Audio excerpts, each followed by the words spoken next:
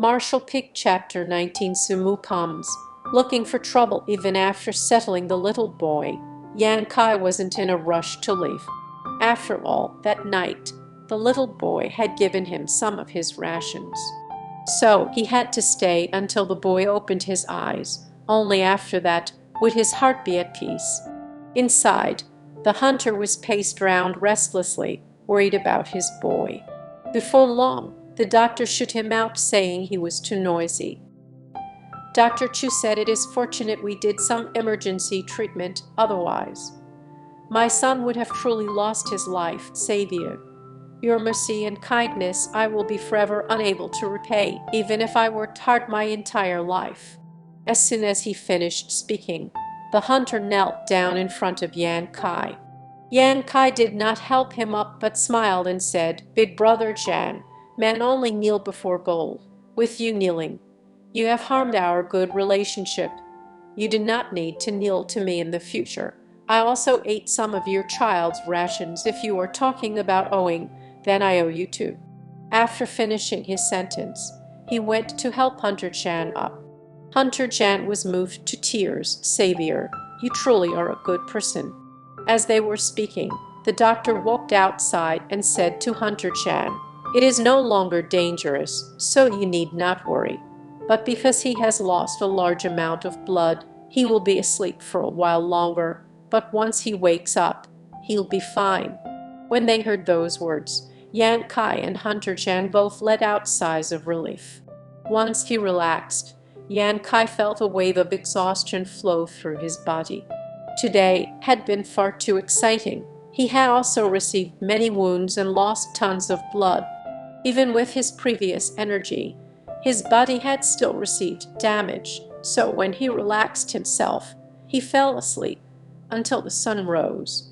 Early in the morning, at High Heaven Pavilion, many of the disciples woke up early, with high spirits.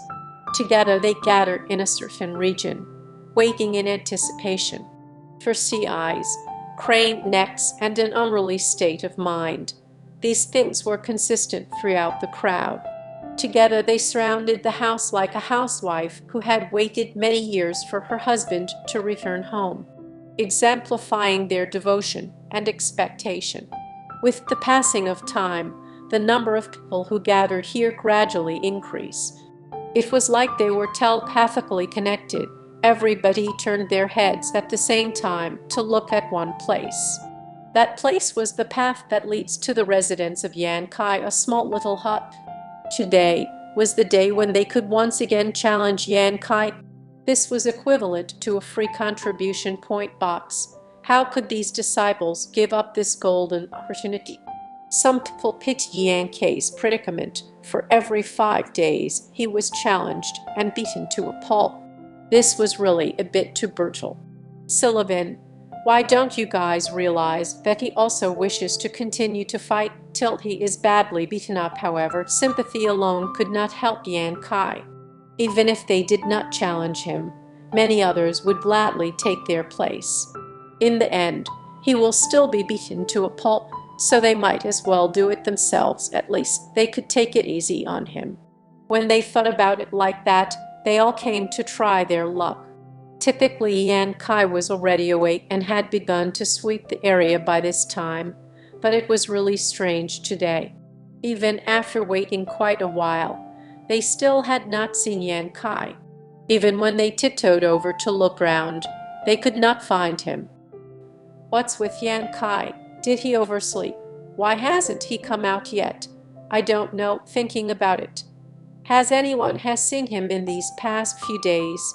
Could it be that he has already left High Heaven Pavilion? Impossible. It's not like you don't know about Yan Kai's stubbornness. Even if you killed him, he would not leave. If he really wanted to leave, he would have left a couple months ago when he was made into a trial disciple. Surprisingly, with all the discussion going on, no one knew that a few days prior, Yan Kai had asked for leave to enter the Black Wind Mountains and had yet to return. Though this was no surprise, for during normal days, Yan Kai did not interact much with others, and so naturally no one knew of his whereabouts. While this group were making a ruckus, a person had started to walk towards this crowd. His face was flawless like jade, and his body also like jade. He really was a handsome youth. But no one knew why at that moment. This youth's expression was very gloomy. As he walked, he was gnashing his teeth and cursing someone. Following behind this youth were a large number of High Heaven Pavilion disciples. Surrounding him, they made him seem to be the center of attention. While the youth was surrounded, he showed a very unpleasant face. He said in doubt, "Why is it? Why are there so many people here?" In response to his request, someone hurriedly came up to him and informed him in a lowered voice, "Master Su, today is the day we can challenge Yan Kai. So many fellow disciples have gathered here today to collect some contribution coins." The youth that was called Master Su furrowed his eyebrows before laughing heartily. His words were filled with delight at Yan Kai's misfortune. And basically, he is challenged every 5 days. Not only that, the person who had spoken earlier further explained. Master Su laughed again, and this young master feels that the resentment in his heart has decreased greatly. But this is not enough. I must make him leave High Heaven Pavilion. For as long as he is not a High Heaven Pavilion disciple, I can do whatever I please with him, and no one can say a word. Master Su is right. That brat dared to tarnish your good name. He really cannot differentiate between a noble and a horse. He doesn't even bother to inquire as to Master Su's identity. He is too arrogant. This ass-kissing made Master Su feel much better, causing him to repeatedly nod his head. Master Su, whose reputation Yan Kai had tarnished, was exactly the same Sumu he had met in Black Plum Village. It was the same Sumu, along with the 2 Han men, upon whom Yan Kai had enforced justice. Because of this, Sumu had flown into a rage, inquiring around High Heaven Pavilion on the identity of Yan Kai. In the end, he had found out about the ins and outs about Yan Kai in less than a day. After all, he did have his own network of connections and channels.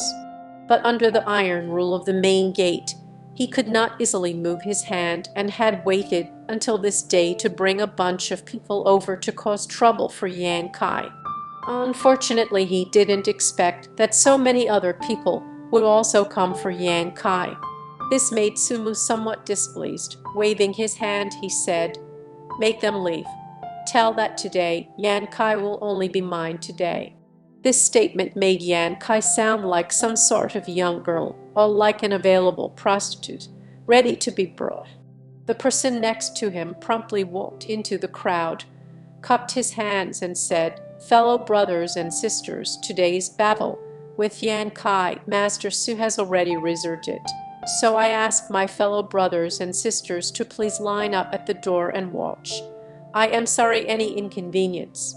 This announcement took many by surprise. They all turned to Sumu in confusion and asked, "Why should we? Every time Yan Kai would use his broom to choose the opponent, so for what reason should we allow you to fight him? Even if he did not choose, shouldn't it be first come, first served?" After that was said, someone pulled at the speaker and whispered to them, "That is Sumu. Do you know who Sumu is?" "Who?" This person had just been accepted into the sect, so he really didn't know who Sumu was. "Idiot! There is an elder who is surnamed Su. There is also a core disciple within the top 10 surnamed Su." That person spoke. Although the one listening didn't nod his head in understanding, he still understood the meaning behind those words. He had been temporarily stunned by the information, and he heard that Sumu had such powerful people backing him. How could he dare make another sound? Winning against Yan Kai will not even earn me many contribution points, so it's best not to offend him. Yes, yes, the person replied while cold sweat dripped down his back. Marshall Peak Chapter 20. Burn the house. Sumu was very satisfied with the reaction to his demand, but witnessing this made him snort softly in disdain. Although today's battle With Yan Kai had been secured by Sumu, the crowd had yet to disperse. They didn't know what Yan Kai had done to offend Sumu, so of course, they wanted to stay behind and watch the show. After waiting for some time, Yan Kai still hadn't appeared. Sumu impatiently asked, "Where is he?" "I don't know. Usually he is already out sweeping the grounds by this time. So I don't why he has yet to come out. Master Su, should we check his hut?" After thinking for a bit, Sumu nodded and replied, "That's a good idea. He is just a small and insignificant sweeper. Yet he dares to make this Master Su painstakingly wait for him. I will make him pay for this." The location of Yan Kai's residence was no secret, so the people round Sumu swiftly lead the way. The ones who had stayed behind to watch the show also followed, creating a grand procession of disciples. A short while later, the procession of people had arrived at Yan Kai's small hut. When they saw the pitiful and wretched state of his hut, with holes littering the hut walls, they were not surprised. For no apparent reason, Sumu lifted his hand pointed at the hut. "That brat lives here. Yan Kai is a trial disciple. He all his own clothing, food, housing and training materials needs to be provided by himself. The main gate will definitely not provide them for him. This hut was probably built by his own hands." Good, good, good. Sumu laughed happily. Thinking about how drenched Yan Kai would become on rainy days elevated his spirits. Sighing, Sumu controlled his smile and strode confidently, like a dragon or a proud-like tiger, forward. With a loud voice, taking care to clearly articulate each word, he called out, "Yan Kai, get your arse out for this Master Su and prepare to receive a nice beating." That loud shout was powerful, like a storm, and yet, unlike a storm, it was not detached and uncaring. It was filled with utter hatred. The hatred and bloodthirsty desire made everyone present shiver in their shoes. This clearly displayed the level hatred between Yan Kai and Sumu to the crowd.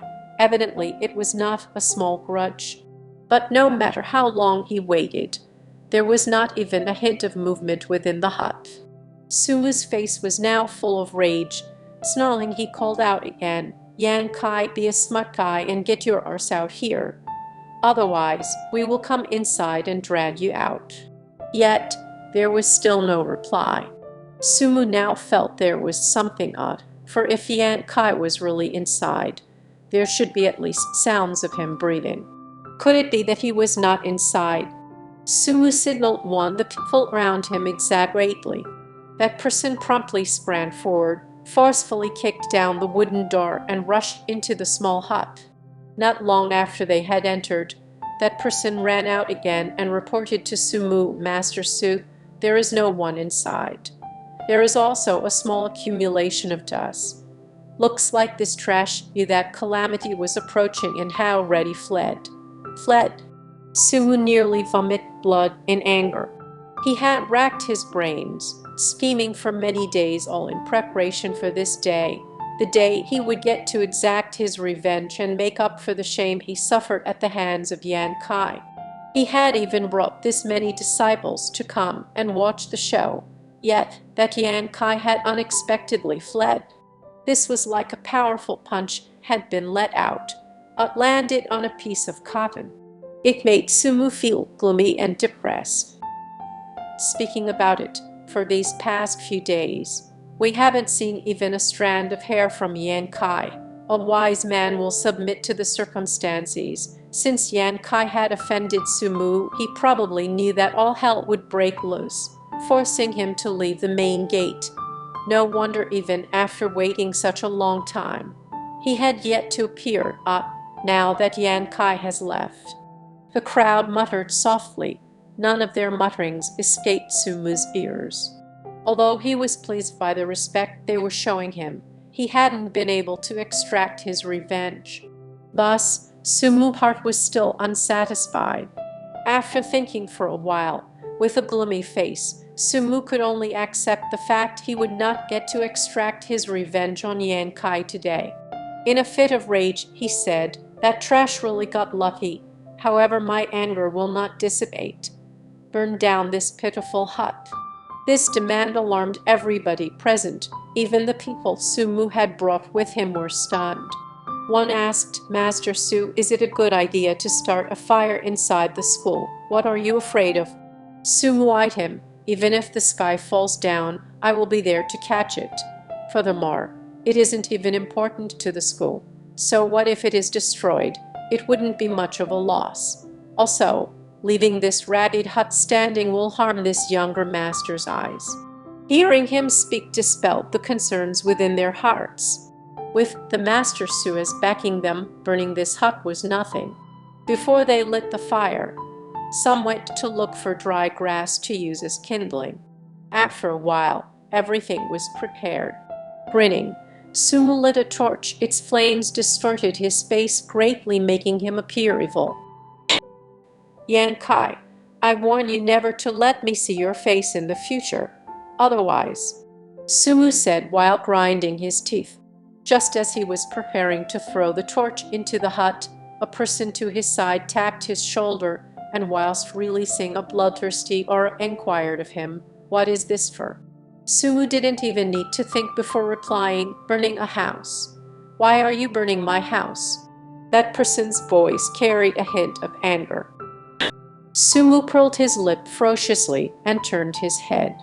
As soon as he saw the speaker, he immediately jumped to the side like a frightened rabbit seeing a wolf. Then, with an exaggerated movement, he assumed a defensive posture. His face was filled with alarm, and the hairs on the back of his neck all rose. It was because the appearance of the person who had spoken was too frightening. Not only were his clothes all tattered, his hair was messed up, with plants sticking out all over the place, and dirty beyond compare. His body also displayed numerous bloody marks. His clothes were blood-stained and a bulging bag was tied round his back.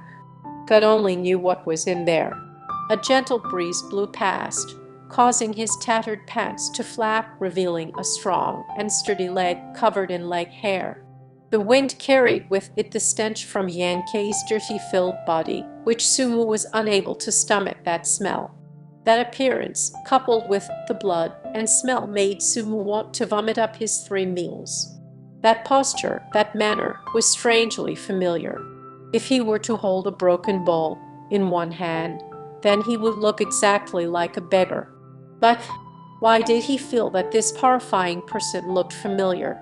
Sumu looked more closely, becoming more and more confused.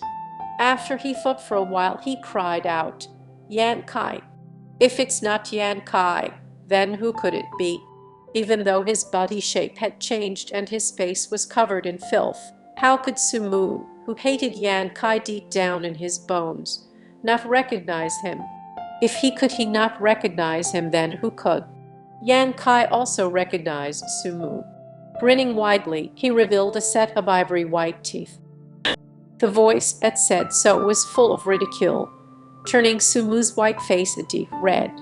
Stamping his foot, Sumu retorted, "Yan Kai, you did not choose to walk the path to heaven, but chose to walk through hell's gates. You are destined to die today. You want to find issue with me?" With his brow creasing, Yan Kai asked. Sumu cried proudly, "You thought I came to see you? If you have something to settle with me, come and find me." Yan Kai questioned. Sumu promptly threw the touch away and rushed to step on it, like he was stamping on Yan Kai directly. Venting on the torch, after a while, the torch was finally stamped out. This moment of pause allowed the people present to understand what was happening. They finally realized that Yan Kai had not run away from fear of Sumu, but rather that he had only left to complete some business. But what business did he have to complete, which had caused his appearance to become so appalling? Such bloodiness, isn't it a bit too much? Also, the tears in his clothes were obviously made by some sort of sharp weapon. Who did he go and fight with? And was it a life and death fight?